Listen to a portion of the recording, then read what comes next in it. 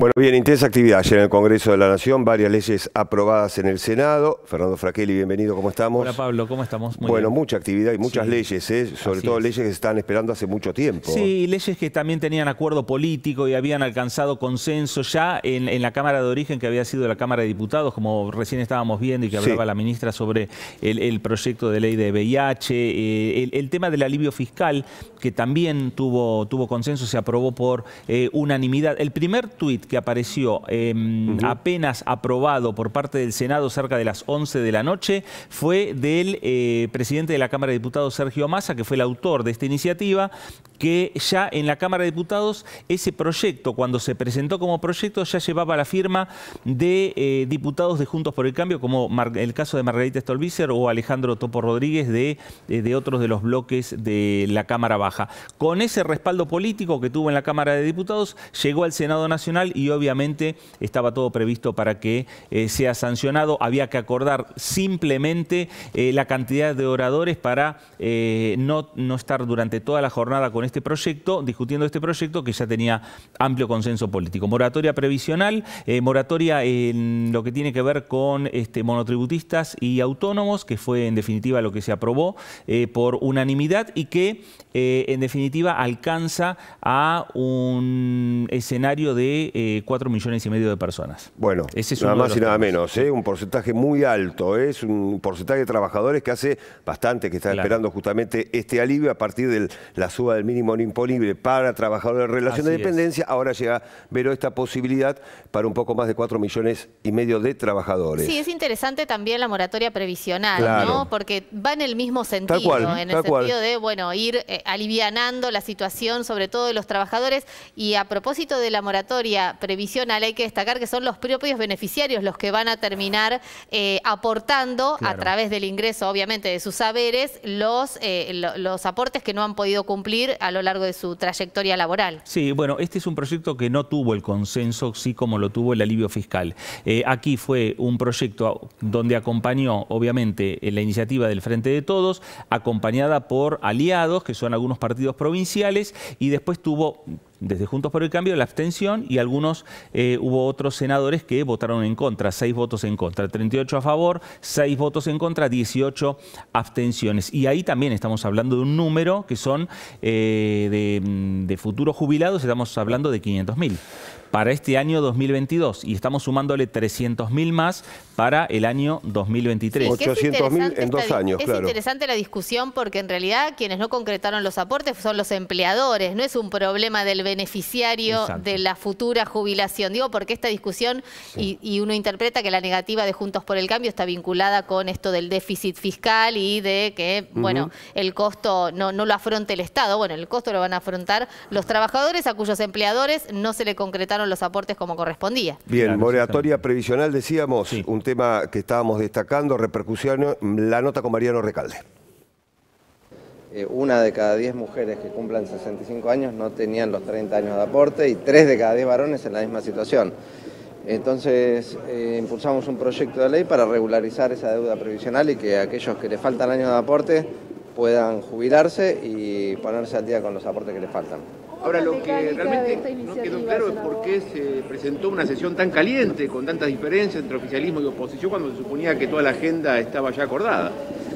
Sí, la verdad es que se pusieron excusas de todo tipo. Finalmente se abstuvieron en la mayoría de los senadores de la bancada opositora, pero es un proyecto que era necesario y urgente. No podíamos dejar a tantas personas, casi 800.000, como decías vos, este año que cumplen la edad jubilatoria sin poder acceder al beneficio. Porque estas personas no son culpables de no tener los aportes, son víctimas. Víctimas porque o no tuvieron trabajo en épocas de alto desempleo, o no tuvieron los aportes porque los empleadores no le hicieron los aportes, o trabajaban en tareas no reconocidas, en tareas no remuneradas, como las tareas de cuidado. Entonces, es muy importante entender que no es un privilegio, sino que es un derecho, que personas que trabajaron y que además aportaron, no solamente porque habrán tenido años de aporte, sino, aunque no los 30, sino también porque el sistema previsional, las jubilaciones, se pagan mitad con los aportes que hacen trabajadores y empleadores, pero la otra mitad con impuestos generales. Y todas las personas pagan impuestos a medida que viven y que consumen durante su vida. Bien, más de lo debatido en las últimas horas, la protección de enfermedades también, Fernando, cobró un capítulo clave ayer en el debate. Sí, claro, y hablamos del VIH, hablamos de tuberculosis, hablamos de varias enfermedades, con un proyecto que se aprobó por unanimidad en el Senado, ya venía con la sanción de la Cámara de Diputados. Este tema que tiene que ver con la salud tenemos que unirlo también con la ley que se aprobó de oncopediatría, también necesaria y solicitada aquí en la República Argentina. Me parece que ya estas dos leyes se podrían haber aprobado con acuerdo político como el que lo tenían ya hace tiempo, ¿no? Ya era un tema para cerrar el año 2021. Sí, sin duda, son esas leyes, Vero, que uno se pregunta, bueno, ¿por qué no se aprobaron antes tan necesarias, ¿no? La del HIV, 30 años después, la última ley de 1990. Sí, que además tiene un aspecto muy interesante, que es eliminar de los estudios preocupacionales, por ejemplo, el test sobre HIV, ¿no?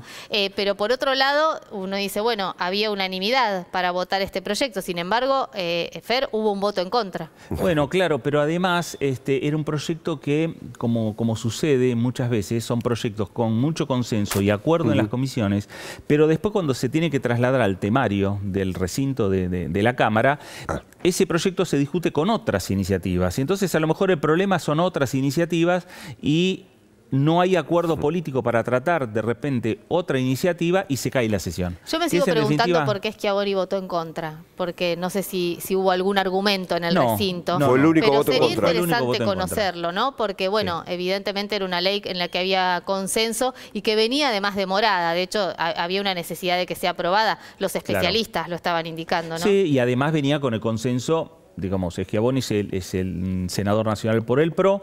El resto de los senadores del PRO acompañaron y en diputados, los diputados del PRO también acompañaron. Un tema, digamos, particular.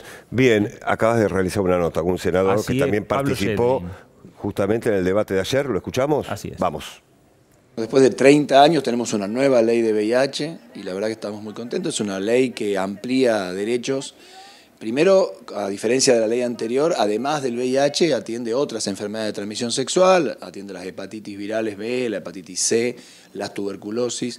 Es una ley que, bueno, además de atender todo lo que es la prevención, la prevención combinada, que hoy es un nuevo sistema hoy de prevención, el tratamiento, el acceso a los medicamentos, también atiende situaciones que antes no existían, porque lamentablemente el VIH hace 30 años era una enfermedad muchas veces mortal.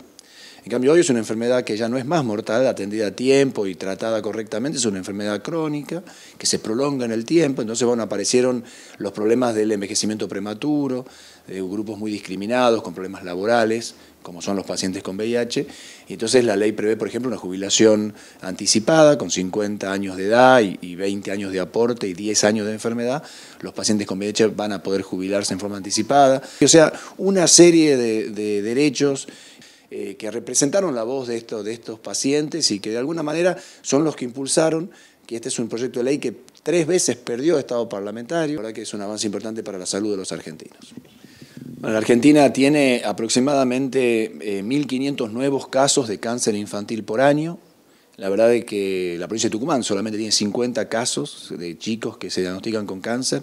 Hoy la verdad que la gran mayoría de estos pacientes sobreviven, pero requieren un tratamiento que en el 50% de los casos necesita emigrar de la provincia donde vivimos hacia ciudades de mayor desarrollo, ¿no? Es una ley que prevé además algunos temas importantes que las familias nos pedían. Por ejemplo, las licencias prolongadas para padres con chicos con cáncer, porque muchas veces perdían el trabajo al tener que acompañar a sus chicos a los tratamientos, a través de un certificado que le va a dar el Instituto Nacional de Cáncer a estos pacientes. Y ese certificado, además de poder permitir la licencia y este estipendio que le va a dar el ANSES, permite también, por ejemplo, los viajes más baratos, la posibilidad de estacionamientos preferenciales en algunos lugares, inclusive con trabajo interjurisdiccional para aquellos chicos o familias que tengan problemas habitacionales, ayudarlos a generar una casa, una vivienda, que a veces en estos pacientes que bajan sus defensas por el tratamiento son muy necesarias. Gracias.